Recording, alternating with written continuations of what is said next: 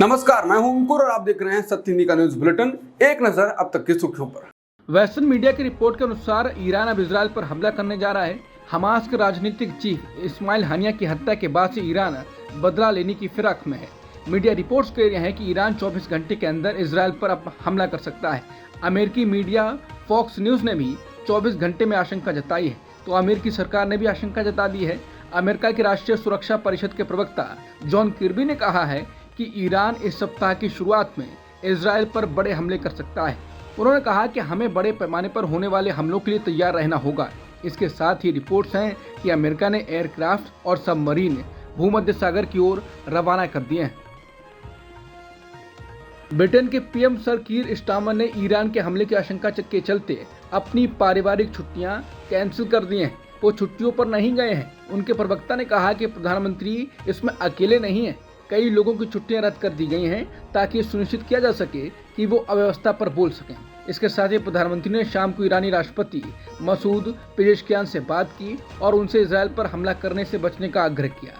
दुनिया में हलचल मची हुई है। इसी बीच जर्मन चांसलर ने भी ईरानी राष्ट्रपति के साथ एक फोन पर बात की और बड़ी चिंता जताई। उन्होंने ईरान के राष्ट्रपति से युद्ध से बचने के लिए हर संभव कोशिश करने का आग्रह किया। हमास के मुखिया हानिया की हत्या इजरायल ने ईरान की राजधानी तेहरान में कर दी, ऐसा कहा जा रहा है। इसके बाद ईरान ने भी बदला लेने की धमकी दे दी है।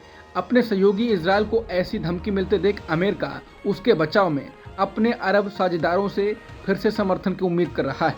इसके लिए अमेरिका ने कदम उठाने भी शुरू कर दिए हैं। सबसे पहले उसने सऊदी अरब पर लगाया बड़ा प्रतिबंध हटा दिया है। अमेरिका अब सऊदी अरब को आक्रामक हथियारों की बिक्री फिर से शुरू करेगा।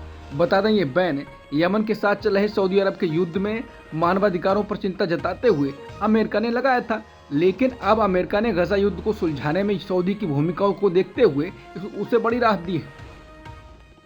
अमेरिका, ब्रिटेन, फ्रांस, जर्मनी और इटली ने मिडिल ईस्ट के हालात पर संयुक्त बयान जारी किया है। इन सभी देशों ने क्षेत्र में तनाव कम करने और गजा में युद्ध विराम और बंधकों की रिहाई के लिए एक डील तक पहुंचने के लिए अपना पूर्ण समर्थन जाहिर किया। संयुक्त बयान में कहा गया, जितना जल्दी संभव हो हमने एक डील तक पहुंचने के उद्देश्य से इस हफ्ते के अंत में वार्ता फिर से शुरू करने के लिए राष्ट्रपति बाइडेन, मिस्र के राष्ट्रपति अब्दुल फतेह अल सीसी और कतर के अमीर तमीम के संयुक्त आह्वान का समर्थन किया है। इसमें कहा गया है कि सभी पक्षों को अपनी जिम्मेदारी निभानी चाहिए, साथ ही गजा तक बिना रुकावट मदद पहुंचाया जाना जरूरी है। इसके साथ ही पांचों देशों ने ईरानी आक्रामकता और उसके समर्थन वाले चरमपंथी संगठनों के खिलाफ इजरायल की रक्षा के लिए अपना समर्थन भी जाहिर किया। भारत के विदेश मंत्री एस जयशंकर की मालदीव की 3 दिनों की यात्रा समाप्त हो गई। मालदीव के राष्ट्रपति मोहम्मद मुइज़्ज़ू की चीन से नजदीकी जाहिर होने के बाद ये भारत के किसी बड़े मंत्री की पहली मालदीव यात्रा थी। एस जयशंकर ने अपनी इस यात्रा में मालदीव में यूपीआई से पेमेंट की सुविधा शुरू करने के लिए समझौते पर हस्ताक्षर किए। इसके अलावा मालदीव की 28 द्वीपों में पानी और सीवेज लाइन के लिए क्रेडिट लाइन विकसित करेगा। ये डन हुआ। इसको भारत की बड़ी कूटनीतिक जीत माना जा रहा है और चीन को बड़ा झटका माना जा रहा है। बांग्लादेश में हिंदुओं का नरसंहार हो रहा है। इस मामले पर अब बीजेपी के ही नेता सुब्रमण्यम स्वामी ने कहा है कि बांग्लादेश में हिंदुओं को मार सकते हैं, ये उसका अपमान कर सकते हैं, तो क्या हम हिंदू बदला लेने के हकदार हैं? उन्होंने कहा कि हाँ, हम हैं। हमारे सैनिक भेजो और उस बांग्लादेश पर कब्जा करो। इसके साथ ही उन्होंने पीएम मोदी को कायर तक कह दिया। उन्होंने कहा कि लेकिन हम काबाड़ मोदी से परेशान हैं, जो पहले ही चीन के सामने घुटने टेक चुके हैं, जिन्होंने लद्दाख का 4065 वर्ग किलोमीटर हिस्सा हड़प लिया है। भाजपा को सबसे पहले उनकी जगह एक सच्चे हिंदुस्तानी नेता को लाना होगा। अमेरिका ने बांग्लादेश में शेख हसीना से सत्ता छीनने के पीछे अपनी भूमिका होने के आरोपों को सिरे से खारिज किया। अमेरिका ने इसे सिर्फ और सिर्फ अफवाह बताया। व्हाइट हाउस की प्रेस सचिव करिन जीन पियरे ने कहा, हमारा इसमें बिल्कुल भी हाथ नहीं है। ऐसी कोई भी रिपोर्ट झूठी है जिसमें कहा गया है कि हालिया घटनाओं में अमेरिकी सरकार का हाथ है, सब अफवाह है। नोएडा के नैनीताल बैंक में हैकिंग कर 17 करोड़ रुपए के फ्रॉड में गाजियाबाद के सीए पर कार्रवाई की गई है। इस सीए का काम बैंक से उड़ाई गई रकम को शेल कंपनियों के जरिए वाइट करना था। नोएडा पुलिस ने शुक्रवार को गाजियाबाद में एक सीए के ऑफिस पर छापा मारा। वहां से आरोपी तो भाग निकला, लेकिन इस फ्रॉड में शामिल उसका भाई पकड़ा गया। गिरफ्तार संदिग्ध की पहचान भाजपा युवा मोर्चा के शहर अध्यक्ष हर्ष बंसल के रूप में हुई है। पुलिस अधिकारियों ने ये भी बताया कि हर्ष का सीए भाई शुभम बंसल भी इस मामले में आरोपी है और वो फरार है। दोनों ने फर्जी फर्में बनाई और बैंक के सर्वर को हैक करने के बाद अपने खातों में पैसे ट्रांसफर किए। जालसाजों ने नोएडा में नैनीताल बैंक के सर्वर को हैक कर 16.50 करोड़ रुपए चुराए कई खातों में पैसे ट्रांसफर किए।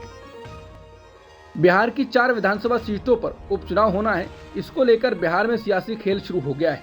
सभी पार्टियां कुनबा मजबूत करने को तोड़फोड़ की राजनीति शुरू कर रही हैं। इस बीच सोमवार को कई नेता लालू यादव की पार्टी आरजेडी में शामिल हो गए।